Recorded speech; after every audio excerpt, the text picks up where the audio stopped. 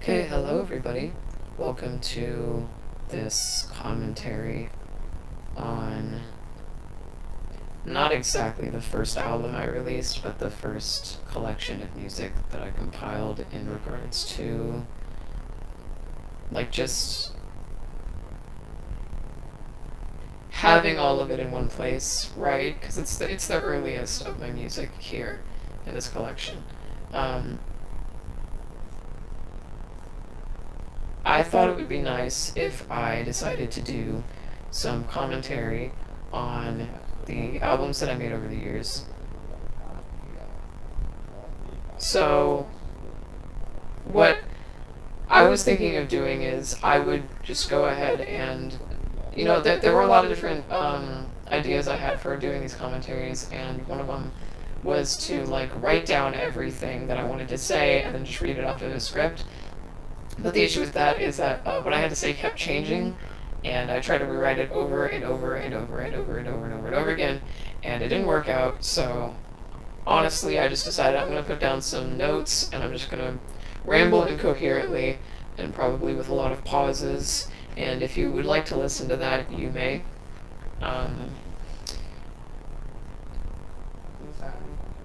It will be harder to transcript, but that's just what I've decided to do. So I have my basic notes down for each of these songs, and I'm just going to be listening to the album, and hopefully what I have to say about each song takes up the duration of each song, but if it doesn't, so that I don't want you to just be listening to a slightly lower volume version of the album for way longer, I'm just going to fade out that particular track and fade it into the next one. Obviously, there will be a link to the album itself in the description, uploaded to YouTube, so you can listen to it if you haven't before, and if you would like to before or after you listen to this commentary. So yeah, I'm just going to start it right up and go through my notes, and we will talk about this little collection together. Oh shit, hold on. What a me issue to make. I totally forgot to bring my literally my internet in here. So give me a second. Alright, now let's actually get into it. So, Backwards was the first Vocaloid original song that I had made. I had worked a little bit testing out before that, but this was the first real full Vocaloid original that I had worked on. This is with Flower, but she's singing in English, which is inspired, I believe, by Ghost's usage of Flower at the time, but I can't be 100% certain. Give me a second, that's way too loud. So, this song was originally, well, I mean, I say originally, it is. This song is about what my home life was like at the time. It was kind of just a difficult situation. I won't talk a whole bunch about what my childhood was like, because there's just no reason to, but the whole thing was I felt like we were making no progress in the issues that we had as a family. And it was difficult because I felt like I was sort of trapped in this endless loop of trying to get what I needed to get out and not being heard and not being understood, and feeling like no progress was being made.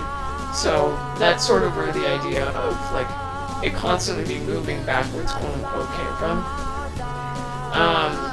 The story in the song is of this girl who is sort of chained to the bottom of this floor, surrounded by these clocks, and she's trying to get up to the top where there's obviously sunlight, but she's constantly surrounded by this repeating over and over situation, basically. This was actually interesting because I had made a few songs with Caustic before this, but they also weren't totally full songs, with the exception of one. And Caustic, I still use to this day. I've been using it since 2016. And I actually learned about it through my mom's friend. She was on this podcast with a friend of hers, and the topic of caustic was brought up because my mom was thinking about writing music, but I overheard it and I checked it out, and it just translates really well to the way that I think about music. And it's one of the easier DAWs to use, so it's just what I've been using this entire time. The original version of this song was actually not anywhere near this exciting. I have a tendency to write dance music just because I like to have fun when I write music. But the original version of this was a lot more somber. It had more of a marching tone to it, and the original story was a lot closer to sort of a fantasy story about this monster who couldn't see his own reflection. And it was originally going to be sung with Oliver. I posted a lot of updates about this song over a period of time, and I just couldn't find a situation where I felt happy with it. So it's obvious that then it would be the very first thing that I would try to make when I had the opportunity to. When I finally finished the song, I was incredibly overjoyed. The whole process of finally getting to make this song that had lived in my head for so long was so exhilarating. I felt almost like a level of freedom that I don't think I've ever felt before in my life. It was a situation where I was so happy that I had to get up constantly and walk around to release the amount of energy that I had in my body because I was so happy. Regardless of any of that, when I showed it to my friends and family, the response was a little bit confused, especially with my friends. My friends at the time thought the song sounded goofy. They laughed a lot at it, which made me very embarrassed of it for a really long time. But looking back on it now, I think it's okay. It's obviously not the best I've ever done, but I think it's definitely, worth looking at as a piece of, the first thing that I did. And hey, yeah, what do you know? That rambling did last the entire duration of the song, so I may be okay after all. Because it was really hard to get all that in there.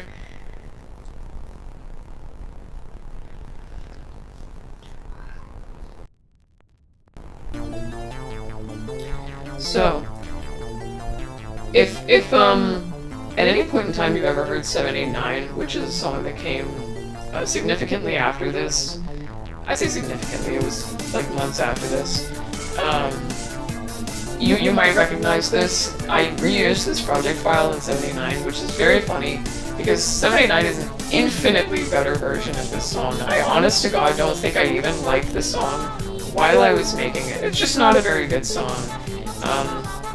It's so nothing. It doesn't sound exciting. It doesn't sound like anything. I truly think when I was making it that my whole mindset was just, oh, this is a second song to make.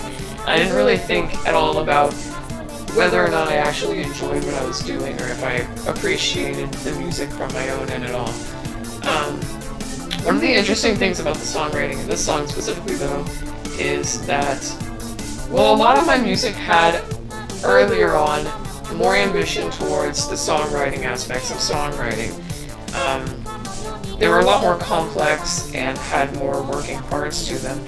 And the reason that that sort of stopped over time is because I'm using Caustic, and if you aren't aware of what Caustic is like, it's a very limited program in terms of what you can do. You have a limited number of instruments, you have a limited number of patterns that you can make, and if you run out, then that's it, you don't have any more. So I've always had to be working within the limitations of the software, which has meant that, say for instance, this song has key changes in it, and in order to do a key change, you have to transpose every instrument up an octave into its own pattern, but that uses one of the limited patterns that you have for that instrument. So with a song that has this many key changes in it, I had to do that over and over and over again.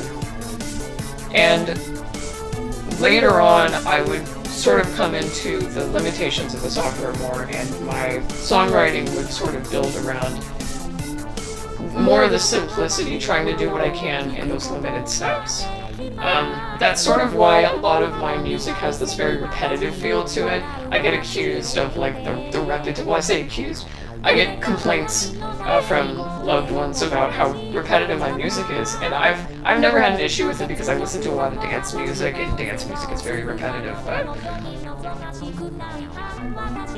the repetition is mainly just I don't have the time or the space, literally physically in that project file, to not do something that repeats over and over and over again. Because that's what Caustic was really mainly made for, was electronic music. This song has a unique flaw. Well, it's not a unique flaw because it was everything, but this song is uniquely bad in this regard. Like, it's the worst of this. Where early on in my music, I chose to use machine translation, which had several purposes, and it comes across as very Orientalist now, but none of them were just like, oh, it would be cool if it were Japanese, you know? It's the native language of a lot of the voice synths that I used. I liked it phonetically, and mostly I liked the obscuring of my own ideas that came with putting it through a slightly inaccurate machine translation. But because of that, and I didn't consider that, you know, like, Japanese is a language, it's not a toy. So it sounds weird. Like, knowing a little bit more of Japanese now, it sounds weird, it's awkward, it comes out too stiff or weird and off-kilter, and it just doesn't sound good at all. So, you know, obviously I don't do that anymore, but that was an issue with my music for a really long time. And I think this is probably like the cream of the crop of how garbage it gets, because some of these are just so bad in that regard. Also, before the song ends, it has a really weird clipping problem, and I never was able to figure out why it clips. It's been bothering me the entire time. I can't figure out why it clips. Anyways, that's the end of that song. Okay, so Alone. This is awkward to talk about, but up until now and for the rest of the duration of this video, I'm going to be referring to myself as singular, because it's easier that way, and frankly, in a lot of these cases, it's accurate. But it is important to note, in this specific case, that the song was written by Halter, who, for all intents and purposes, is no longer with us. And so, I don't remember the things that he remembered. The only things that I remember are the things that I was, like, there for. So I can't say a lot about the production of the song. I can talk about the context that the song was written in, because I do remember it. I do remember after this song, the Alter who wrote this went on his private Fictionkin Instagram account. I should say, all of these songs, or the vast majority of these songs, were written when we were 14 years old. So all of this should be taken within the context of we were 14 when we made this. I was 14 when all of this went down. He was 14. So when you're 14 years old, of course you have a Fictionkin Instagram vent account, right? Because it's not a phase, you know. Nothing I've ever gone through my entire life has ever been a phase. It's been a permanent memoir on who I am as a person, but the whole Fictionkin thing was definitely a lot more prevalent when we were in our early teens. And I remember him, like, posting on Instagram after he wrote this song. It's like, not my BPD ass. Like, it wasn't with this specific language, because this is a common modern language, but it was like, not my BPD ass writing this song about, like, jealousy and being alone and stuff. And it's really funny, because, you know, when you're 14, you think you have BPD, right? Not to be dismissive of anybody, but I think it's a common experience, especially amongst people of my neurotype, to interpret trouble with relationships as being an inexorably disordered part of you, even if it actually genuinely isn't, and the problem is solvable. You know, when you're 14, your first thought is that, it's like, oh, I'm sick in the head, I'm crazy.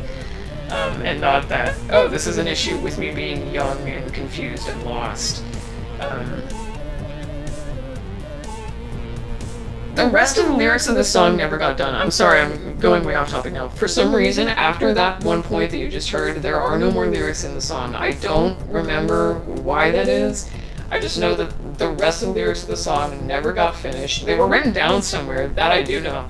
But the actual, like, writing them into Vocaloid part with Miku, that never got finished, ever. So the entire rest of the song is just totally lacking in vocals, and it's very, very funny. I think that's the end of the song, right? No, it's not. Okay, there's another chorus after this. Alright, so I'll continue talking. In the case of a lot of these earlier songs, when I went back and tried to compile all of them, I found that a lot of them were so close to finished that it was almost embarrassing that they didn't actually get done. And the only reason I can think that that would be the case is if eventually I just got tired of having to hear it. You know, like if a song takes me too long, I lose interest in it. It's why a lot of my songs get done in like 2 to 3 days. And, you know, some people would say, it's like, oh, that's bad production, but I do this to have fun, and if I'm not having fun, then I don't do it anymore.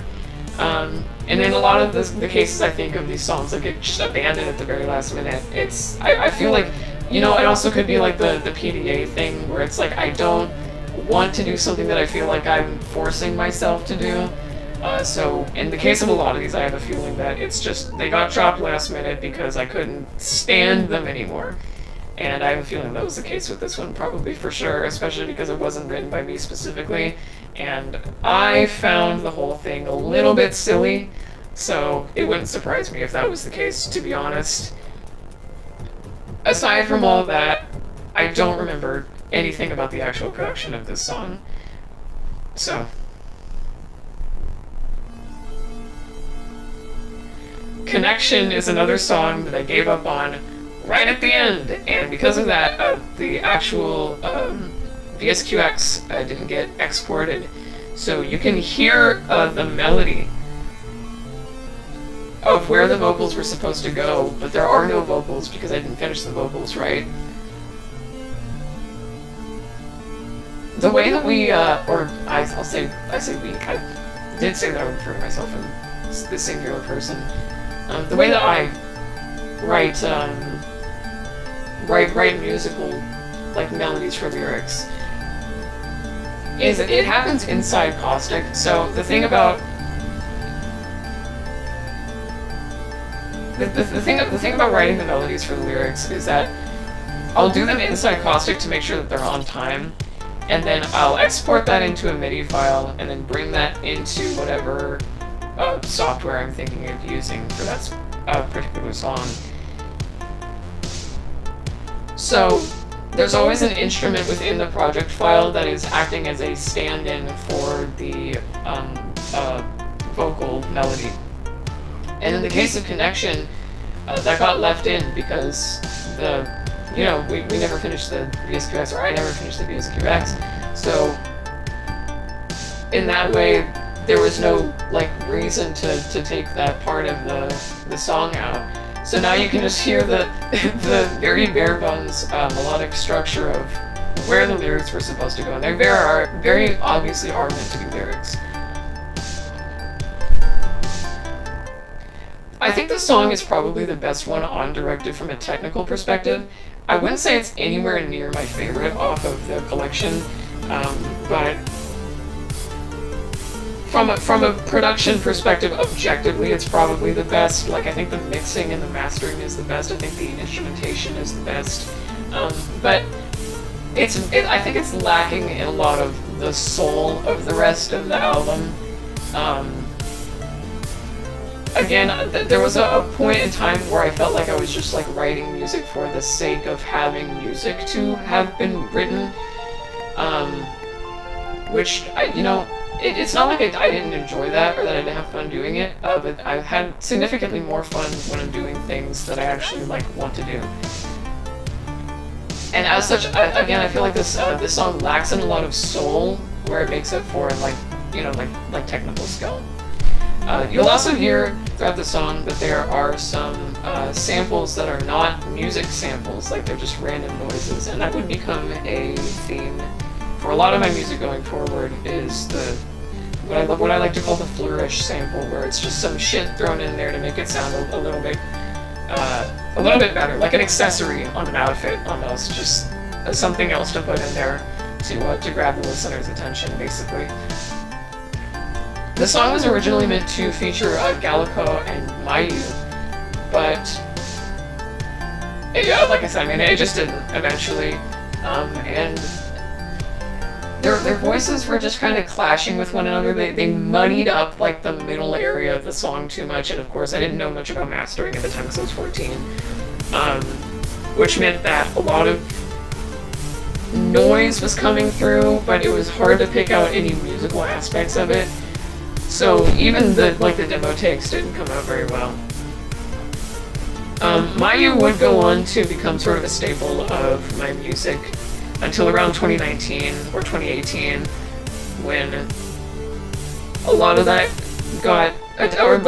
attention got shifted towards Teto, and I have her down on my notes as the Teto apparition, which is a good way to describe the impact that finally getting to use her in my music had. But oh, right, so there is some piano in this song, and in a lot of my older music, that features this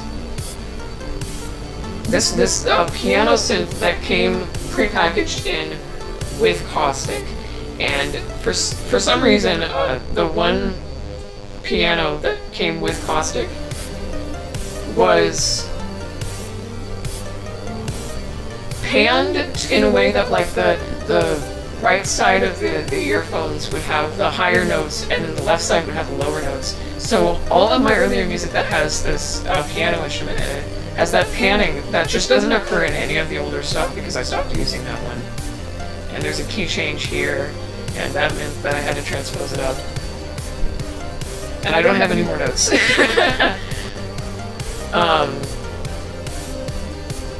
What else should I say? The melody was made with a synth that comes, again, you can't add new, like, VSTs or anything to caustic, so it's one called KSS synth. And I stopped using it almost entirely after 2018 or so. And that's the last thing I have to say about that song, I guess. Okay. So this song was originally titled IWIAG, which I believe stood for I Want It All Gone, but I've always just said it IWIAG because I think it sounds funnier. So just similarly to the sound of earwig, which I think is just a genuinely funny word. And I have literally nothing else to say about the song, other than that it was called IWIAG, and I think that's funny. The only thing I can really say about this song is that there's this bass line here. I don't know, this beat is Undertale as hell, isn't it? Like this drum beat. I'm thinking of like the save file loading menu with all the characters in it. Does anybody remember that? Anyway, Steel Deathbed. So, early on, I didn't end up going through with this very much, but early on, I focused for a little while on attempting to create, like, sort of just like fake stage music for imaginary Sonic games, basically. My cat is freaking out because the vacuum cleaner is running in the other room, sorry. And so, you know, I was wanting for a while to, like, not create a Sonic fan game, but to create the musical idea of a Sonic the Hedgehog fan game. So I thought of it a lot of different like stages and levels, and thought of, you know, what kind of music I could create that would go with those, and I was just going to make the music. But I ended up abandoning that idea because I can't stick with a project for the life of me, and that's just how it is sometimes. Another thing about the song is that, well, a lot of music from around this month I mixed with an ear infection, because I get ear infections all the time, no matter what it is I do, if I clean them, if I don't clean them, if I listen to loud music or quiet music, if I am in a high pressure or low pressure environment. It doesn't matter. I always get ear infections every single year. And so there is a period of time with my music where all of my music is mastered and mixed worse than usual. I won't say poorly because it usually is poor anyways, but worse than usual. And in the case of Steel Deathbed, that's very obvious near the end, where you can hear that I just couldn't hear how loud that ending bit was. It's like that. There's this bug in Sonic 3, where if you leave the file select menu on for, I want to say 45 minutes, one of the, I think it's like the left channel, will play an instrument way too loud, and this sounds so much like that to me, where it's just all of a sudden it comes out of nowhere and it's ear-piercingly loud. But I do think that the song has merits on its own, outside of the poor mixing, and that's sort of why I chose to remaster it and release it again on Those Who Seek to Antagonize, because I just felt like the song was still viable on its own. Cat panic attack happening in the other room for sure. Anyway, song's almost over, so we're gonna move on to file select next. So, File Select is actually another song from me, like, sort of trying to capture the sound of a Sonic game. Specifically, when I was originally starting out, I wanted to try and capture the sound of trackers. Like when people make, like, fake Genesis music using trackers. I still kind of do try to emulate that sound nowadays, but it's hard when you like aren't actually using a tracker to get a sound that's similar to that. I use a synthesizer that came prepackaged in with Caustic called FM Synth, and Genesis music was made using an FM synthesizer chip, so it sounds very similar, even though I don't think it's the exact same one. And that song was used in this song. I use it prevalently in a lot of my music. And it's sort of what helps me make that sound that's sort of almost Genesis-y in a way. A lot of my music is influenced very heavily by Sonic. Just generally all of Sonic. It's not one specific era that inspired me more than others. Oh, and this beat was actually inspired by the song Annie by Neon Indian, which you should go listen to because it's a masterpiece. But this specific, like, I don't know, it's not reggae, but it's got that, like, backbeat sort of sound to it, was very much inspired by Annie, and the 80s sound of it was as well.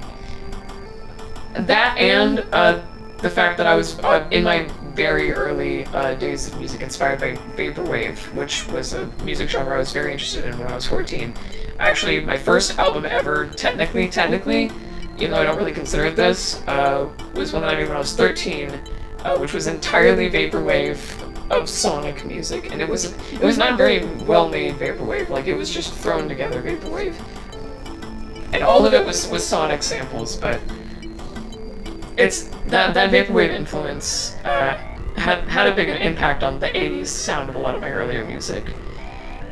So this is Kimi wa Boku no Mono, which was originally made as a way to see if I could take some text-to-speech samples and string them along in a way that sounded sort of like rap or like lyrics in a way. And the answer is like so no that I actually, every single subsequent release of the song, I remove those vocals from it because I think they actually take away from the quality of the song. The song itself, the reason that it's called that, and the reason I think it might be unlisted on SoundCloud because I'm so embarrassed of the way that it looks, but it's like a yandere core song, which is another thing that happens sometimes when you're 14, right? Is you think you're a yandere, and you're not. You just have issues connecting with other people because you're 14 and weird. But I was obsessed with like the yandere core aesthetic at the time, and so I wrote a lot of songs that sort of came into that like feeling of like, oh, that dark, evil possessiveness, you know, like you want to be scary and brooding and stuff like that. The SoundCloud cover of this, which I think was so embarrassing, actually literally had like like fan art, like reused fan art, and it was credited, but reused fan art of what was her fucking name? Yandere-chan or whatever from Yandere Simulator before that whole shit with Yandere Simulator went down. And it was never a good game, first of all, but, you know, before that whole thing with the developer happened. Oh yeah, and I also end this song before the bar gets a chance to finish, because I don't know why I chose to do that. Yeah, it's gonna stop like one beat before the bar ends.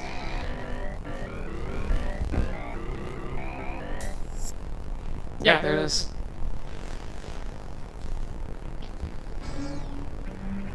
Okay, so Eggshells. This song is also 789. So the thing about 789 was it was released in the 100,000th Visitor, which was an album I released in 2019. But 789 is I didn't do anything extra to it when I released it in 2019. The whole song itself, production, lyrics, vocals, everything, is from 2017. Like, I want to say like October 2017.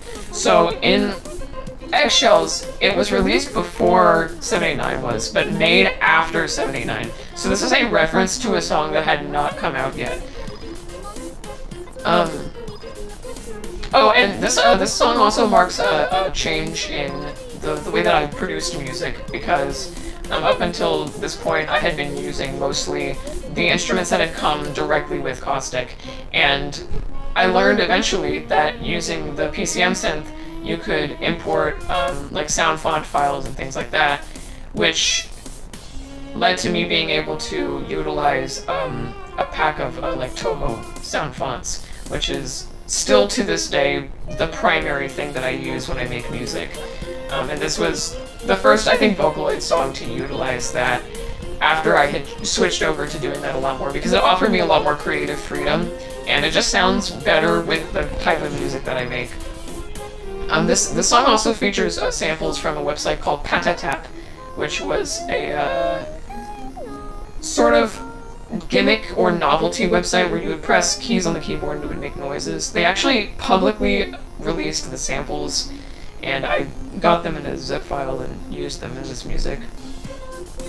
The lyrics of the song are mostly about like just jealousy, you know, things like that.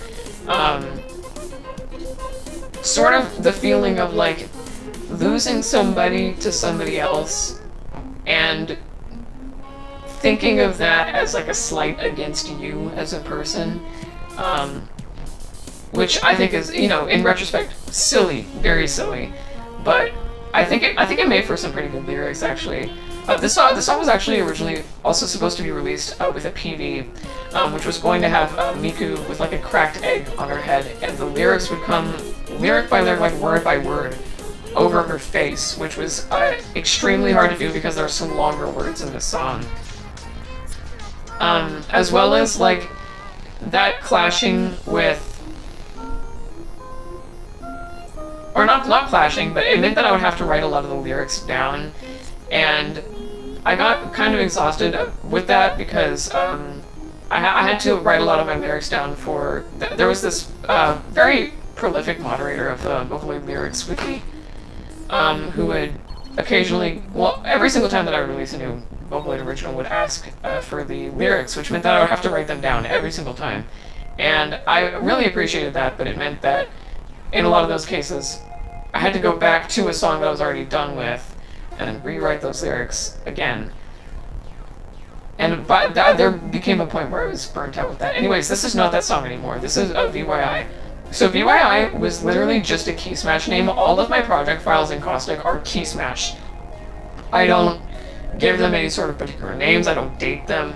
I identify them entirely by remembering what the key smash name for that one project file was. And a lot of people would think, hey, that's really disorganized, and it is, but I do remember what all of them were called.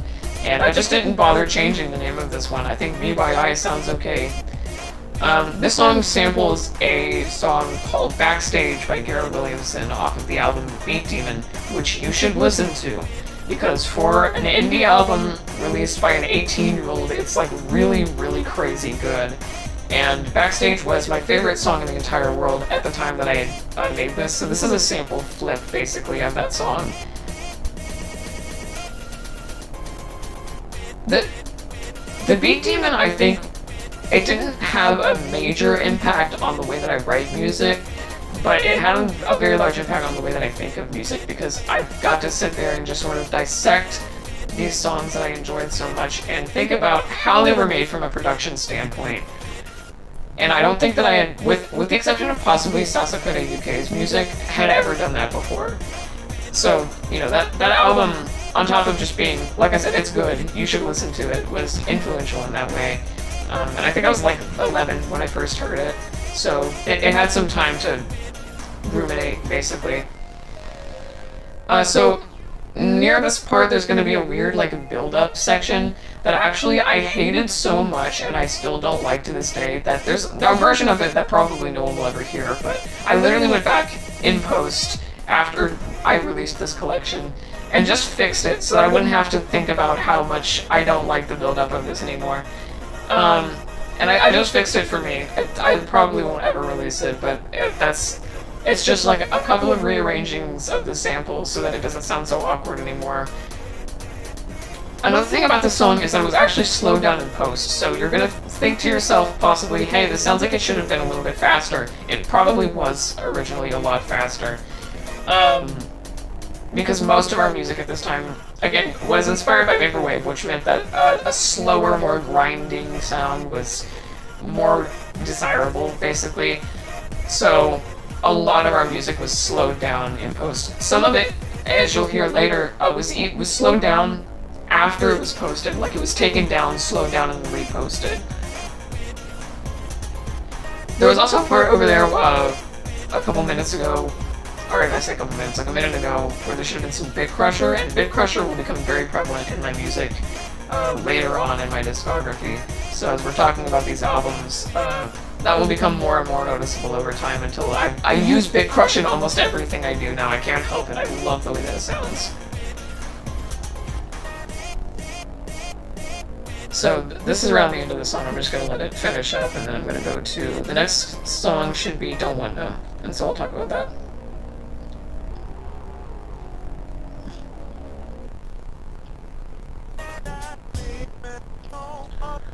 So, Don't Want No. This is another sort of sample flip similar to Beware I, which is why I put them both together.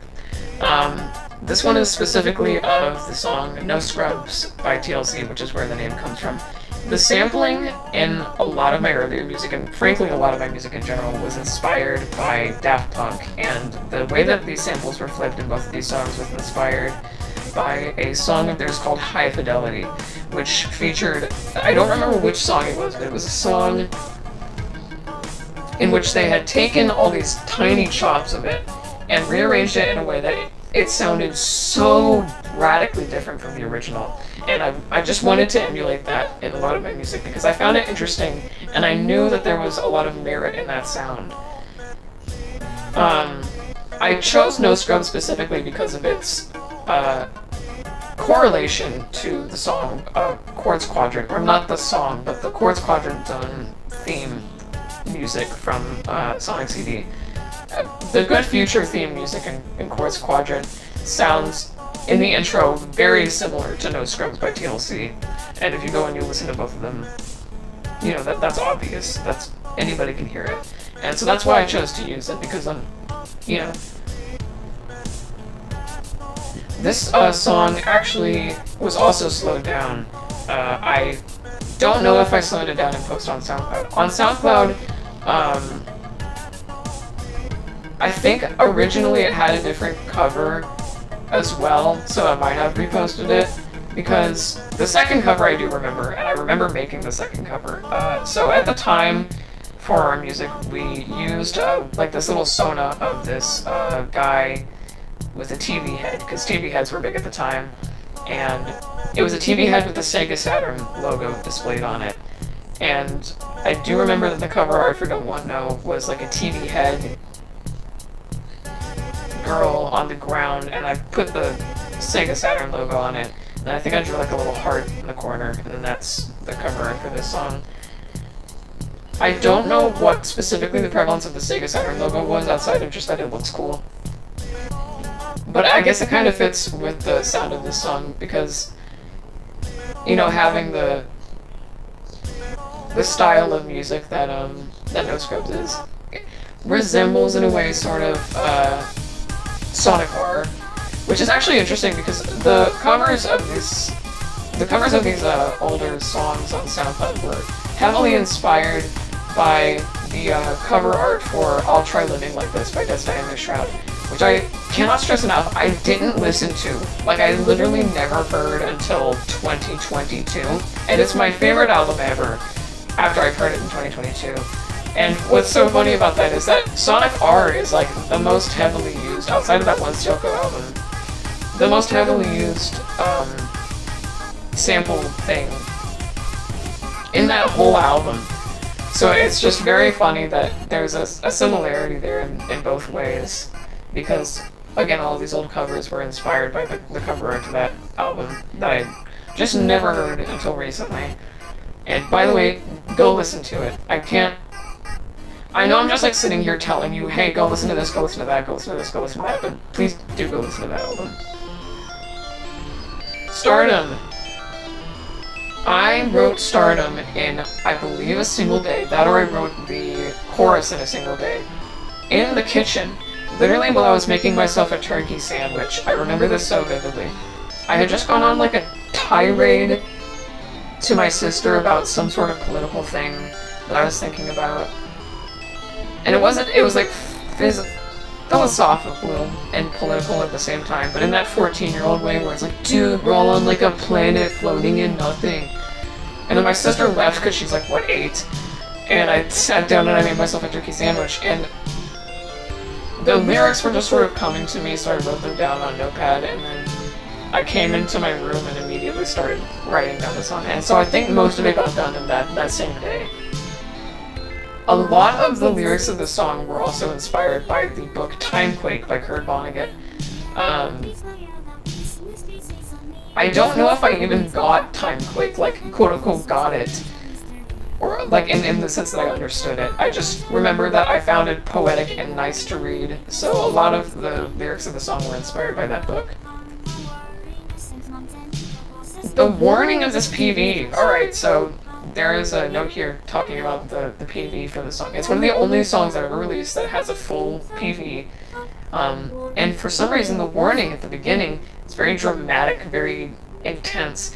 And the reason is, I was 14, right? The reason is I used footage of a space shuttle explosion in one of the parts.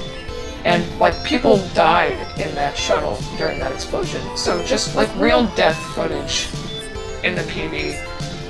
It's not like you can't see anything, which is why it's still readily available on YouTube. But that's why the warning on the beginning of this PV is so dramatic. I wish I had just said that instead of being, like, cryptic about it, but you know how it is.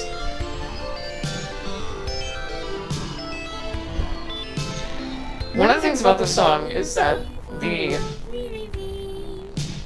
voice of Miku is so, like, again, it's like very middle heavy, like a lot of Vocaloid voices are.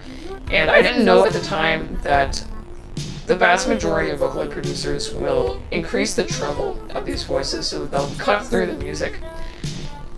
Mastering Vocaloid voices over music that already has a lot going on in it is very difficult, and for that reason, it's so hard to hear her under all of the rest of the music. Which, sometimes I do that on purpose. Like in the case of, say, for instance, 789, those lyrics are mastered in a way that you can hardly hear them. But in the case of Stardom, that was not on purpose. It was just me not knowing at the time that the treble needed to be higher, basically. And there are also, there's another note here. There are samples in this song that are taken from NASA, and then I believe a news report on the grounding of a space probe, I believe. I don't remember which one it was. No, it could be like, I don't know, was it like Voyager? No, it couldn't have been. I don't know. Near the end of the song, there's going to be a curt little, the lyrics have no meaning. And that's sort of true. That the lyrics of the song don't have an official, definitive meaning. But they do have an emotional meaning to me. When I was writing this song, I felt very strongly about everything that I was saying through the lyrics of it. Even though I knew I wasn't saying anything in the sense that I wasn't, like, trying to put across an important message or anything like that. I did feel like I was saying something from the heart, from the soul, about the world around me.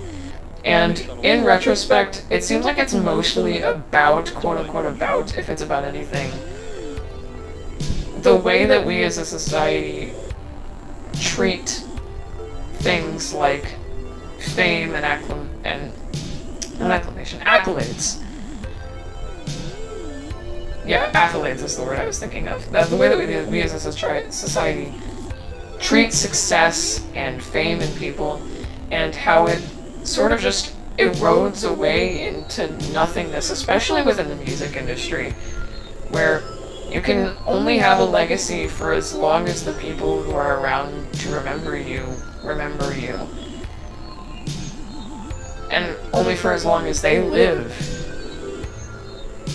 But we elevate people to a status that is so far above human, and I feel like I was really tapping into my frustrations with the fame obsession in society, especially in the modern day with the internet, when I was writing these lyrics. I don't know if that's what the whole song is about. I don't think that's what the whole song is about. But I do think a lot of it has to do with that sort of frustration.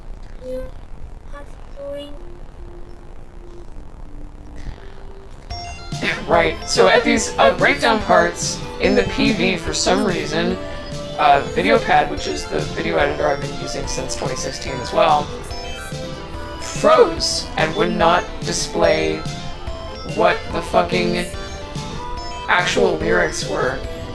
So, for the record, I think the first lyric was "A merry day for the Council of Mourning Souls." And then the second lyric that got cut off in the PV was "There's no need to be shy, let the sounds in your heart ring." So, there you go. On the record, that's what's being said in the song. Those are the lyrics. I don't know why those just chose not to show up in the PV at all. Okay, so the song is almost done here. Last thing, it does not sound like Viva La Vida on purpose. That was an accident. I didn't realize that I had done that afterwards. No, not Viva La Vida. Fuck, what is it? Clocks! Is it Clocks or is it Viva La Vida?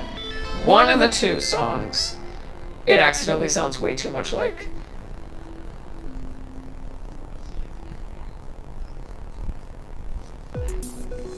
So this is Inundate Disintegrate.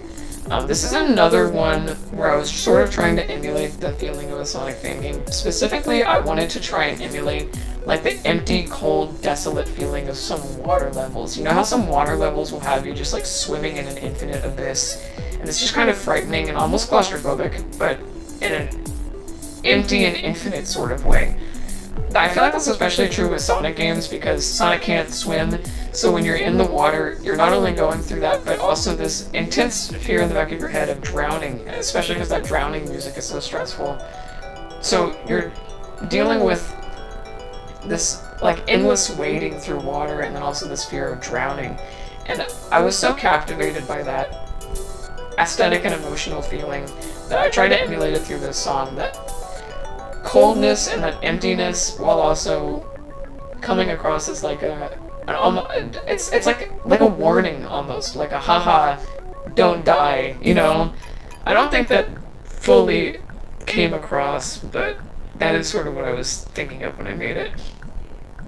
The song actually originally did have lyrics with Oliver, the vocaloid Oliver, and that were about, you know, the process by which somebody drowns and then their body decomposes underwater.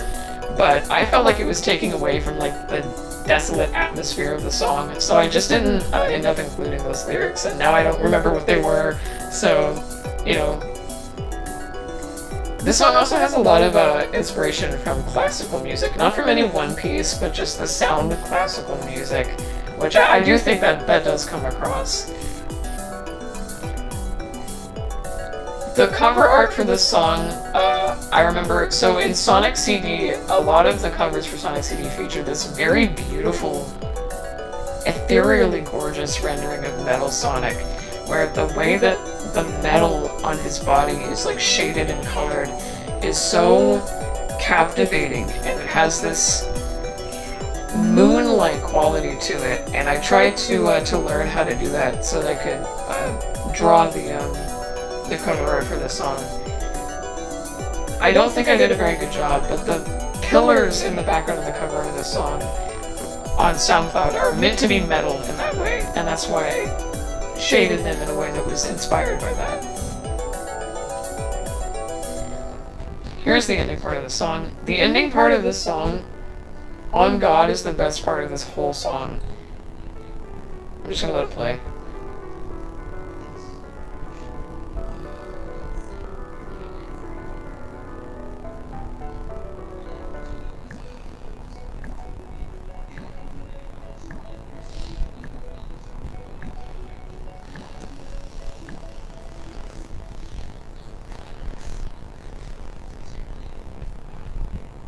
So this is Snip.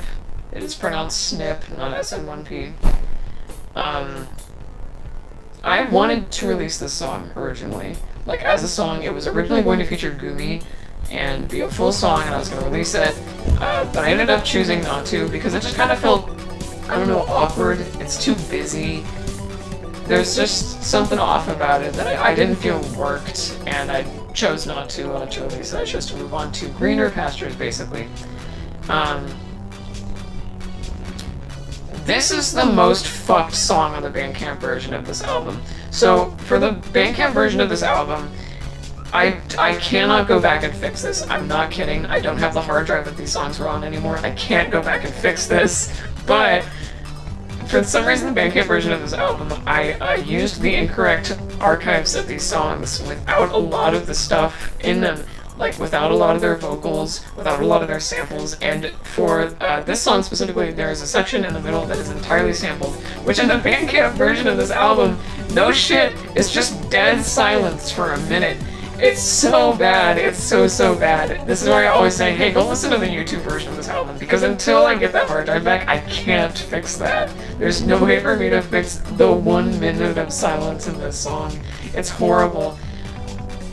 The song specifically samples the song Who's Been Sleeping in My Bed by Barry Manilow, which was also inspired by Daft Punk because the song was sampled in their song Superheroes, which is a fantastic song. All of Discovery is a fantastic album. Yeah, so it's going to come up around this part where the sample is most prominently featured. That was just silence in the Bandcamp version. So there's actually some speech in the background here if you listen close enough, and this is machine translated, obviously, but this is a reference to a fan song for Sonic CD by Overclocked Remix. Like, I think it was like a bunch of different artists who came together to do this album, and I don't remember what the album was called, or like who all the artists were. I just remember how that song went, and there's this breakdown in the middle where there's this rap, and they just list off references to Sonic CD stage names, and I threw that in there as a fun reference. Oh, and the reason the song is called Snip, right, so the reference is actually to my old producer name, which was Hasami P, and Hasami means scissors. The thing about scissors was that I just like them. They're nice, they're cool. I have a collection of them that's expansive, and so I just decided to use that for my producer name, and that's also why the song is called Snip.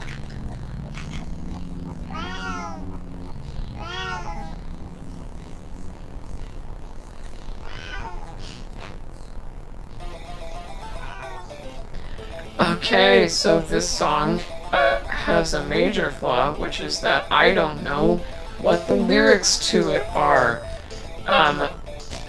The song was made, it got finished, the lyrics were written, the vocal synth was put down into the final mix, and then I don't know if I just didn't save the lyrics file, because again, I work on a lot of these songs in one day.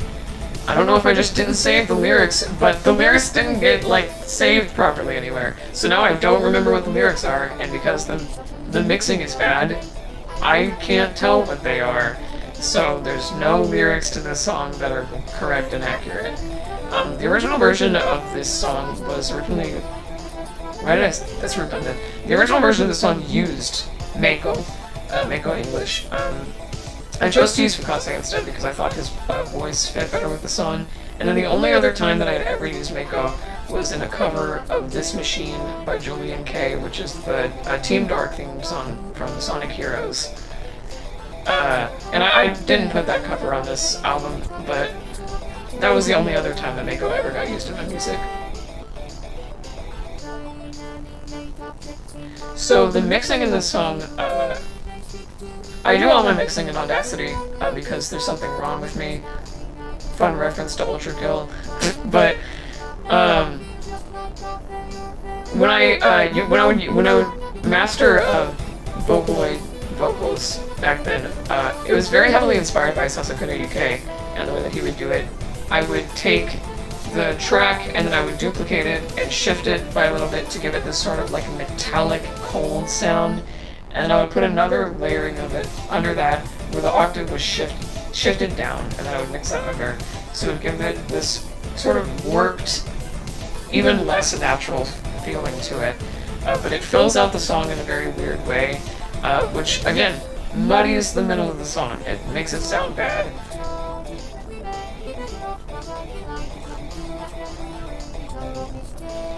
This song, I'll talk about this some more later, but this song specifically has a lot of references to, like, computers and robots and stuff, and those are a very prevalent theme in a lot of my music. And again, I won't go into that a lot now because I'm saving it for another track later, but just know that that's, especially earlier, in my very early music from, like, 2017, robots were a big deal. They were a huge theme. I think I'm pretty sure I wrote this song out in my backyard on the swing set. I wrote a lot of music on the swing set in my backyard, and I remember sitting out there and basically writing this entire song in my head, and then running inside, and then putting it down, and then later that night working on it some more, and finally getting it done. I think the original version of the song was mainly supposed to focus on this feeling of alienation that I felt from a lot of my peers at the time. Because, you know, my friends would come over, they would invite their friends over, things like that, but I didn't feel like I was one of them, right? No matter what it was that I was doing or what it was that we wanted to do together, I didn't feel like I was there to be a person. I felt like I was sort of just something that existed in the same space as them. I filmed them a lot just because, you know, I found the people around me fascinating, but ultimately alienated from them. And I could tell that other people wanted to alienate me, that they, like, felt that I was weird and that they didn't want to be around me in a way that was authentic. And so the original version of the song focused a lot on that, and then I changed it to something I don't know because the lyrics got lost. Oh man. This song also had more than one version. When I was originally starting out making music, I would make a lot of different versions of one song, and I would send them all to my friends via Discord, and I'd be like, pick the best one, pick the one that you think sounds the best, because I can't decide. And so this one originally had like a much softer version instrumentally, and ultimately what got chosen was the harsher sound, which is what I worked with eventually. My cat is screaming so bad. He thinks he's so hungry, but he's not. He just ate.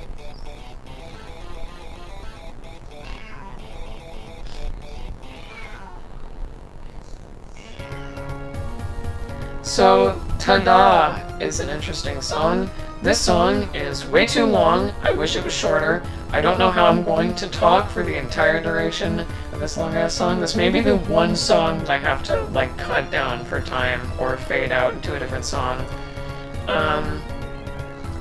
You may notice that this sounds like nothing on the rest of the album, and that's because when I was writing this song, I chose to do something so different from anything I had done up to that point because I was sort of stagnating creatively in my music and it didn't make me feel very good. So I wanted to try and do something that I had never done before and that would make me feel like I was moving along in, you know, becoming a better producer.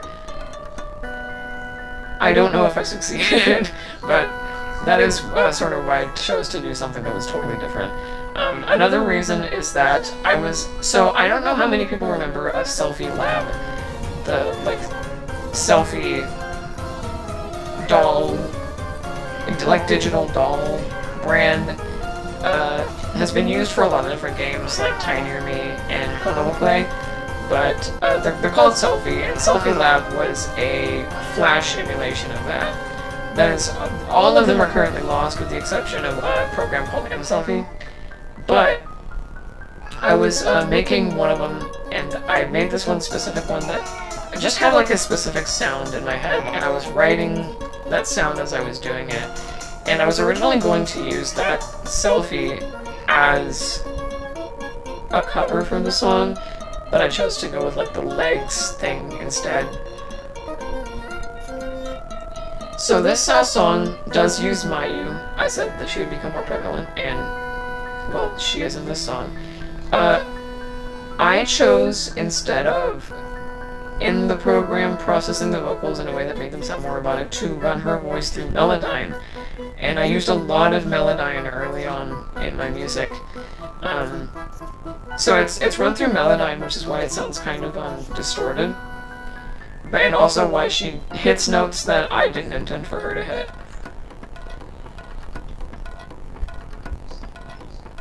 The story of this song, I don't remember fully what I was originally going for, but I think it was originally supposed to be about these kids running through a forest and, like, getting chased by a gaggle of crows, or a murder of crows, sorry. And I don't remember anything else about it beyond that. You're also gonna hear, yeah, in this section here is this, like, coffee can sound, and that's one of the default drums that comes with Caustic. I, up until, like, very recently, did not use anything other than the default drums that came with Caustic, and I don't know why this is one of the default drums, I don't know what it's from, because all the other drum sets in Caustic, I believe, are from drum machines, and I don't know where the coffee cup one comes from.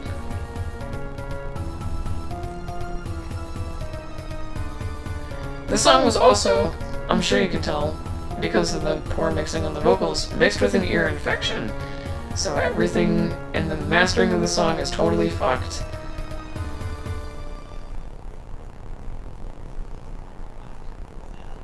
There's a huge silence. The song is very padded. Honestly, it's so easy to pad when you're, like, writing digital music on a DAW, because it's just repeat the pattern over and over and over again. When you're writing music on your own without having to think about, you know, how you're going to import it into a piece of software, or writing it directly in the piece of software, you're thinking a lot more from the perspective of, like, what works cohesively as a piece of music.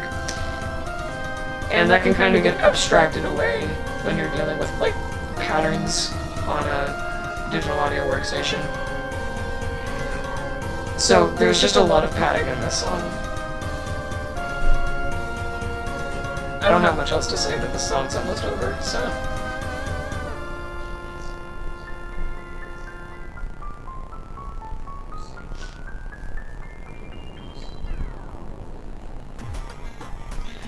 So, this song is called Shifting Paradox of Spectacular Distortion, which is either a Kirby name or a Toho name, take your pick. This song had 3 different versions on SoundCloud. There was one at the original speed, and then I slowed it down and removed the old one and uploaded a slowed version. And then I did that again with an even slower version of the song, and I think this is that version of the song. This is also, I think, the first, or one of the first songs that I showed my father.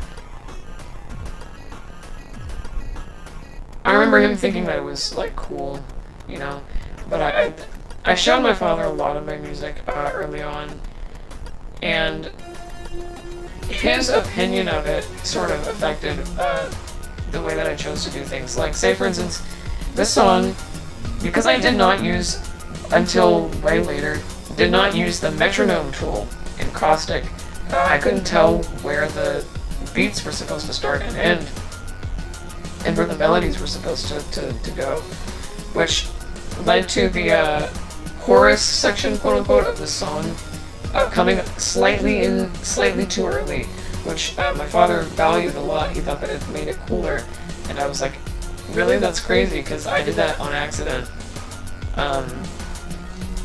But I think that sort of contributed to a gravitation towards, you know, some of those stranger time signatures. Not in the sense that, like, I could do anything super crazy, because Caustic doesn't have that option, but messing with them a little bit more than I usually would.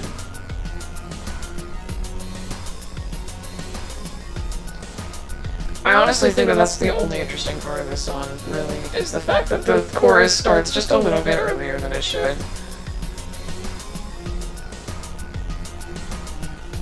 This song is, I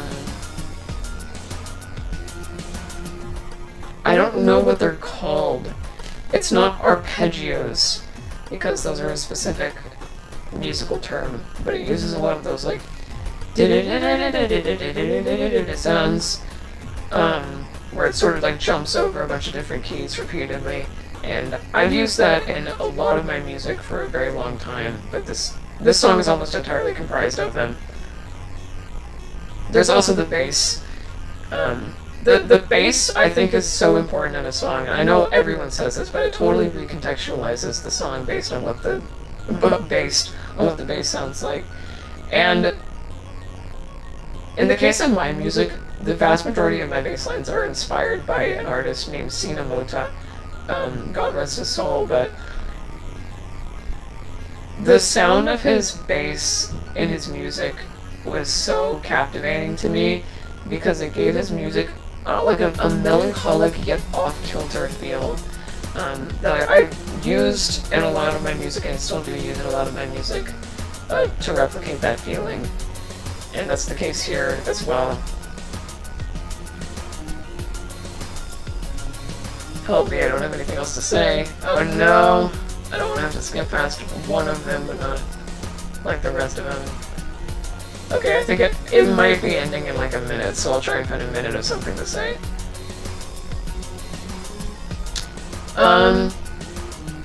This song was originally going to be titled something along the lines of like, go out and grab her, or something like that. I think it was originally supposed to have lyrics, but it ended up not. And I changed the thematic context of the music to something more, you know, spacey, sci-fi-like, shifting paradox of spectacular distortion sounds, you know, like outer space, to me, at least. And that's another thing, along with robots, that has a lot of prevalence thematically in my older music, is space. There was a lot of space and a lot of robots. Thank God I found a minute of stuff to say. Alright, we are nearing the end of this album.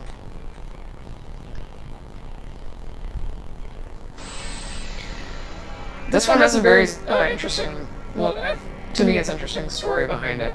So, how many seasons did Sherlock have? Was it 3 or 4? It was the last episode of the last season of the BBC Sherlock show. My dad liked the show quite a bit, and I was in the room when he was watching the last episode as it came out, and I remember not thinking that the episode was good, but being very captivated by the visual of like a little girl in a what do you call that, malfunctioning airplane. It's going down basically. And climax of the episode features like Sherlock going up to his sister and like being like, open your eyes or something like that. And I found it interesting because the imagery was so captivating me. I found it interesting, like, what if we did the reverse, where it was more inviting you to sort of close your eyes and to go into that situation willingly instead of escaping it. Anyway, I was saying, it reminded me a lot of, like, the experience of, like, having a panic attack or of panicking, because it's sort of willingly allowing yourself to be walked into that situation of high intensity and panic and emotions. And I have a panic disorder. I have panic attacks constantly all the time. They last hours. So intentionally getting into that headspace so that I could make something like this was not only stressful but also therapeutic in a way. It had that double-edged sword to it.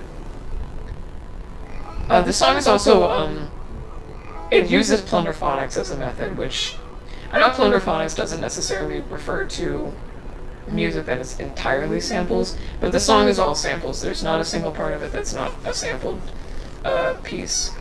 So the main body of the song is a reversed sample from the song Homewrecker by Marina and the Diamonds, and there are some extra things on top of that. And this is going to bleed into Bad Future. So all three of the last songs on this album were always meant to go together, which is why you can sort of hear them coming into each other here.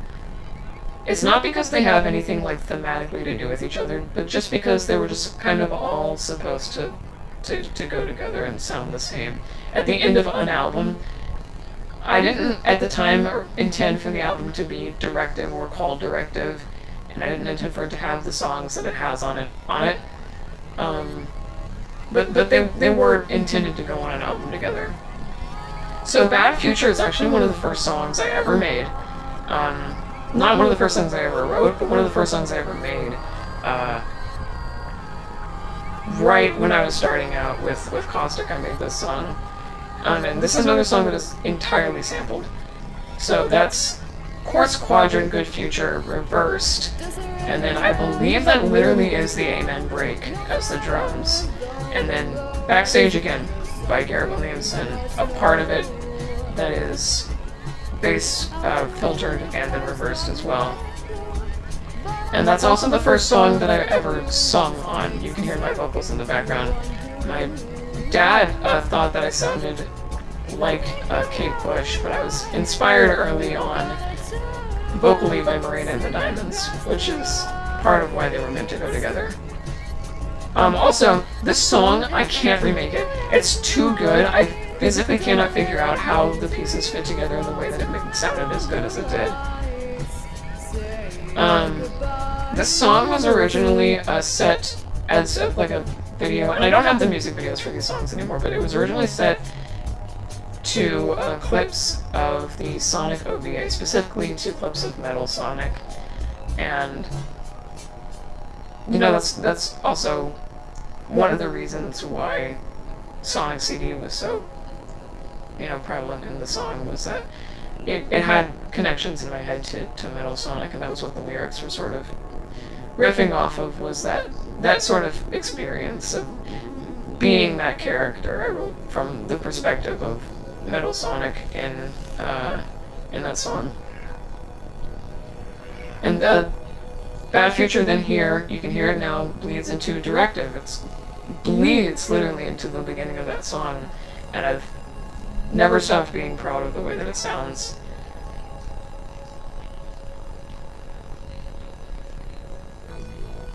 There it is.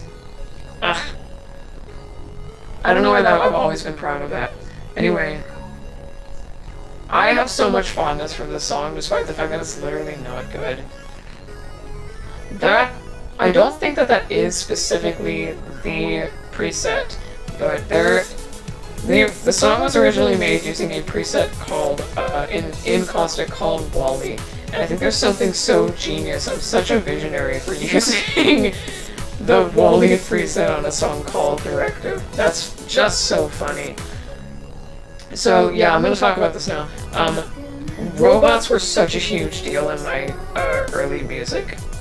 All of it was about being a robot, with very few exceptions. That's part of why I use so many vocal synths. Something about the experience of robots and machines and of being one. I was obsessed with the idea of being one because I feel so similarly to that so often. This song specifically talks about, right, yeah, so here it is in the notes. So when I was asked about this song by my loved ones, my parents especially thought that it was about how I felt about my living situation, which is funny because the first song on this album was about them, and they didn't pick up on that. This song is not about that. I originally described it as like, oh, it's these two robots talking about their different sides of their own consciousness, right? Which is true. That is what it's about. But on the record, I'm going to say for the first time ever, this song is 112% about the Sonic Universe issue, I think 21, but don't quote me on that. Shard and Metal Sonic are fighting in it, and there's this moment that they have where Shard is like, you don't have to do this. You aren't just an emotionless, cold, calculated killing machine. You have capabilities. But then he realizes that, like, Eggman took those out of Metal Sonic. And he's like, he robbed you of that ability.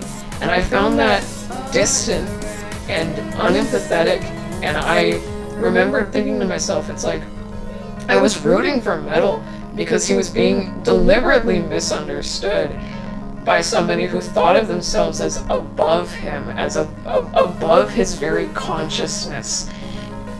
And I related to that feeling so much, and I'm sorry, it's because I'm autistic, right? You can tell. All of my music is about Sonic the Hedgehog. You can tell I'm autistic. But I relate so much to that feeling of, like, being treated as if the people around you are literally more conscious than you, more alive than you. And so I wanted to express that here, and it's the reason that I'm only a Directive voice wins out in the end, is because it's almost triumphant, this assertion that even if you think of my existence as tragic, I do exist in the way that I do.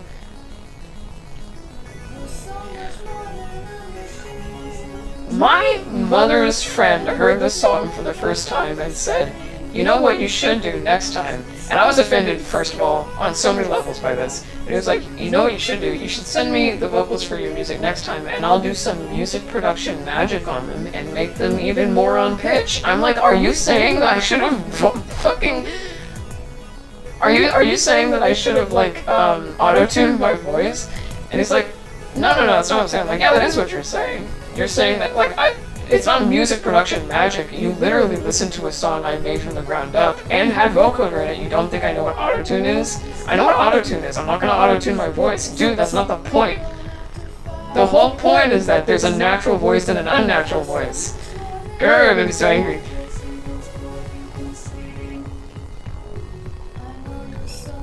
Either way, it is true that the vocals in this song are bad, but I don't have the ability to train vocally. Trying to get loud with my voice is very difficult. That is the case right now, where I can't get loud without teetering off into pitches that I don't agree with.